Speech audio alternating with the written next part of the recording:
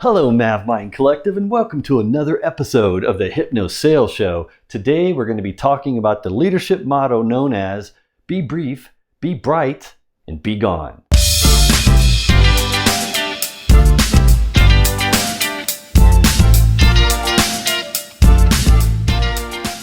All right, I don't know if it's really called the leadership motto. That's what I call it because I've learned that as I've moved up the organizational chart in different companies, I've realized that leaders, typically the higher level leaders, know about this phrase and they kind of abide by it by a default.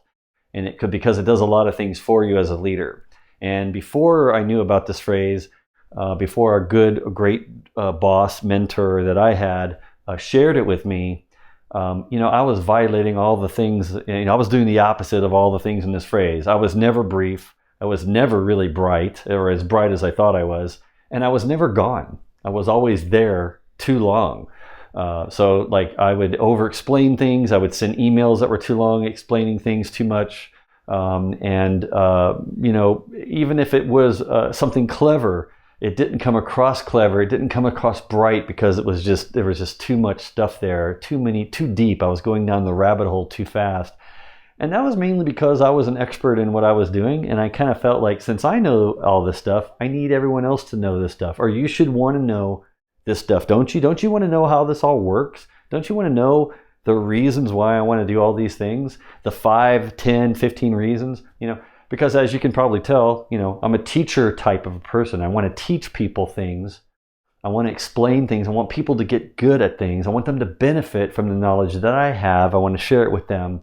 I'm compelled to do it. I can't explain why. It's just my personality. That's why I started this channel. That's why I create all these videos, because I just want to get this out there so people can benefit from the things that I've learned, and hopefully it will help them as well. I have a deep down satisfaction that I get from knowing that other people like you watching this might change something in your career, in your life, and that means something to me if I can help you get better at what you do every day. So that's why people subscribe now to my channel. I hope you subscribe as well so you can learn and grow as I learn and grow and I teach you things. But I was never any of these things. And so the mentor that I had at the time, my boss, he says, Maverick, you need to be brief, be bright, be gone. You need to learn and abide by these rules of this motto so you can become more of a leader and manage your perception as a leader. And then I started to realize, wow, that's like what I learned about subconscious. The subconscious, our subconscious nature, like what we're not aware of, that's how we perceive people without really knowing it. Sometimes we can't put our finger on why we like or don't like a certain leader, or we agree or don't agree with a certain leader, or we understand or don't understand a certain leader based on our subconscious perception of who they are.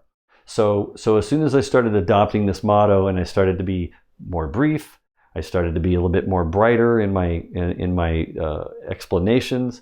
And when I was removing myself from situations a lot of the time where I felt like before I'd feel like I needed to be in there, I needed to know everything, I need to make sure I'm there the whole time, I started to remove myself at times and I started to manage my leadership perception. And then I got promoted and I took on more responsibilities. I was asked to do more things because the leaders started to see me exhibit the behaviors of leaders, like what they're used to. Because all leaders, like I said, know how to be brief and be bright and be gone. So what you're really doing is, I have these bullets here, you're kind of giving the perception to everyone that you're really busy. Now, whether you're busy or not, that's beside the point.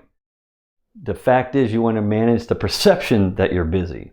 So by being brief, being short, being quick, you give off the impression that you're busy. So even when I respond to emails now as a leader, I try to create my emails that are really short. In fact, some of the most established leaders I've ever worked with will send me emails with 1 or 2 words in it. They won't give me explanations. They won't tell me anything else other than 1-word responses. So I learned to respond in emails a lot of the time with 1-word responses, just like them. So I can exhibit the behavior of a leader that's so busy, I don't have time to write a big old email to somebody. I don't have a time to respond to you every time but I am going to respond, just not with like a sentence, just a word or 2 words. Go, yes, done, approved, do it. Make it so, like whatever, like just that's all you need. Don't even put your Don't say dear, hi, don't say thank you, don't put your signature, just put, yeah, approved, or yes. If they ask you a yes or no question, just reply yes or no. No, you don't need to provide any more explanation than that. Be brief. Be as brief as you can to give off the perception that you're busy. Okay, that's what other leaders expect, and other people will start to see you as a leader when you're brief like that. Also, be clever in what you respond with. When you respond to an email or you're in a meeting and you're responding, what you say needs to be clever. It needs to be smart. If you're a leader, it's because you're smart. Like, people rarely become leaders because they're, dumb. It just doesn't happen. They might think they're smart, but eventually they get found out. So if you want to be a leader and perceived as a leader from your team and the company, then you need to make sure that when you speak, it's very clever and it's very bright and it's smart sounding. It's relevant to what everyone's saying. You're contributing and adding value to the conversation, right? You're adding value. Don't ever say anything that doesn't add value to the conversation that you're having right now. Or don't ever respond in an email unless you have something of value to respond with that's clever and smart and makes sense, and people have to think, take a step back and go, I never thought about that. Interesting. What Maverick just sent us, that's a good point. Like, you want them always saying to themselves, that's a good point. So I didn't think about that. It needs to be challenging. It needs to be clever. All right. That's, again, managing your perception that you're bright. So be bright when you can. And then be gone means don't belabor points. Don't stay longer than you need to. In fact, most leaders never have time to really stay in the meeting that I schedule with them the whole time. They're always like, I got to go. I got another meeting. Again, they're busy. They got things to do. Are you done? Do you have everything I need? Great. I need to go. You all take care of the rest of the meeting. I'm out of here. So the more you can be gone and be the first one to leave a meeting, the more of an impression you're going to give and the perception you're going to set and establish with everyone that you're very busy as a leader. So you want to be gone and kind of get out of there. Also, you're being considerate of them too, right? You're considering their time. Look, I don't want to take any more time than I need to for your sake as well as mine. I'm busy, but I also know that you're busy too. Or it sounds like you all need to take that offline and talk about that. So why don't you go do that? And I'm gonna, or do it now and I'm gonna leave. So give them a chance to use the rest of the time in the meeting to talk it out, what they need to figure out, and then you just give them the privacy and get out of there.